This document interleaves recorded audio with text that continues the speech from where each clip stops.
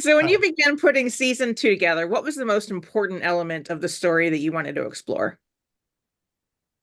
It's a good question. I think we wanted to figure out what more specifically the whole was and where it went. I like the idea of the whole. I know a lot, with the sci-fi elements and the absurd elements to me were the most interesting because it kind of instigates the wildest behavior and reactions. And I like wild behavior and wild reactions.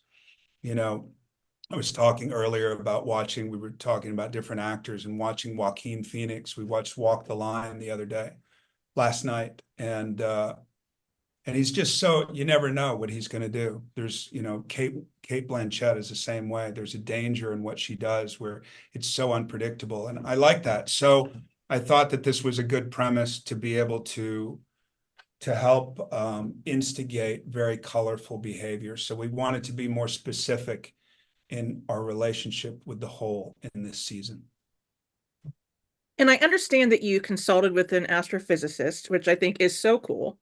Um, what are the rules and boundaries that you came up with, and how do they manifest in the second season? And I won't get, scientifically, I won't even be able to get specific with you because you Sure. read, you're throwing things against the wall and you're saying, is this going to help? Like, is this going to help? Do we make it, do we make it totally absurd? Do we uphold the wonder, or do we just kind of leave it up to, let people decide what it represents for them?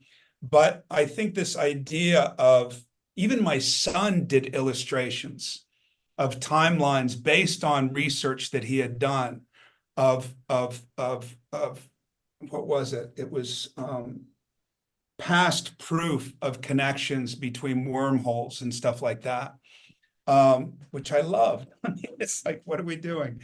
Um, but I loved the idea of being able to go to different timelines where it seems like people need to confront the thing in themselves that they want to confront the least, and in putting them in scenarios that reveal things about them and about, in tomorrow's case, their culture, that were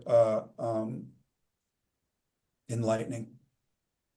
You know, my next question is kind of correlates with that. Throughout season one, it seems as though Royal was trying to find Grace. And at the moment where he realizes that he no longer wants to find it, what comes about allows him probably to find it because he opens up about himself. He stops keeping secrets. So the very thing that he has been hiding from is the thing that will probably instigate him receiving what he was looking for all along.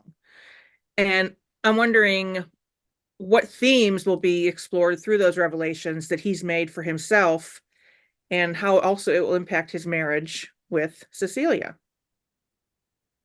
I think in his kind of narrow-mindedness, I think that what he hopes is by becoming truthful and being honest, it's going to be celebrated and kind of pacify everybody. I know he knows it's going to have an impact, but I don't think he thinks it's going to have the kind of consequence that it has. And, I just likened it to somebody, who spends 35 years trying to get their husband or wife sober. And they're saying, you got to stop drinking. You got to stop ruining the family. You got to stop ruining the family. 30 years later, they get sober. And that person's been saying that for 30 years. So there has to be a whole recalibration that takes place. That person has habituated that. So there's all this recalibration that has to happen in the family unit. And I think that makes for chaotic storytelling and behavior for sure. It makes it definitely a more colorful household. I think the problem that we had with the first season, not that it wasn't manifested well, because I think it was the quiet of it all, the keeping it in of it all.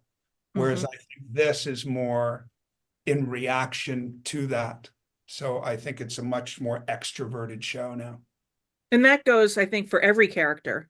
Every character was holding something in, and it's kind of Yeah, balls out now. They're just exactly. no more hiding behind whatever there is to hide behind. And I think part of that is because of this whole Yeah. and the possibilities that it represents, that you can perhaps change things that went wrong and all of those And various. how do you look back at your past and what's your relationship with your past? And do you live in your past?